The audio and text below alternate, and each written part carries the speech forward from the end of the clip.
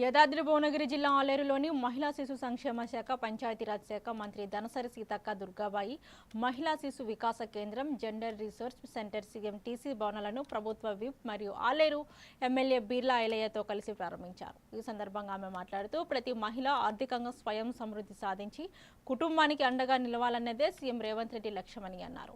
మహిళలను కోటేశ్వరులుగా తీర్చిదిద్దే సంకల్పంతో ప్రభుత్వం పనిచేస్తుందని పేర్కొన్నారు.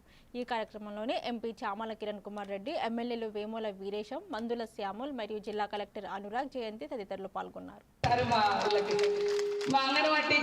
అందరికీ నమస్కారం. ఈ ప్రభుత్వం ముఖ్యమంత్రి రేవంత్ రెడ్డి గారి యొక్క ఆలోచన ప్రతి మహిళ సంతోషంగా ఉండాలంటే ఏం చేయాలి అనేది ఆయన ఆలోచన.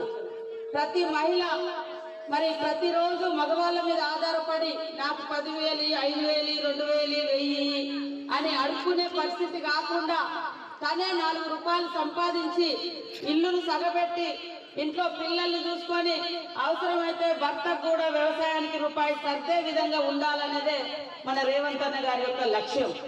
ఆయనకు కూడా ఒకతే బిడ్డ ఉంది కాబట్టి ఆడబిడ్డల ఆలోచన ఎట్లుంటది, ఆడబిడ్డల కష్టాలు ఎట్లుంటాయి, కొడుకుంటేనేమో కొద్దిగా అటు కూడా అట్లుండేది, కానీ ఫస్ట్ ఆడబిడ్డల గురించే ఎక్కువ ఆలోచిస్తాడు.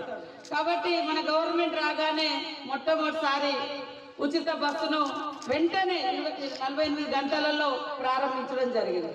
ఈరోజు మరి అదే కాకుండా మహిళా సంఘాల కోసం మన ప్రభుత్వం వచ్చిన తర్వాత ఇన్సూరెన్స్, ఎవరైనా మన మహిళలు యాక్సిడెంట్ లో చచ్చిపోతే వాళ్ళ కుటుంబానికి 10 లక్షల రూపాయలు ఇచ్చేటువంటి స్కీమ్ కూడా పెట్టినాం.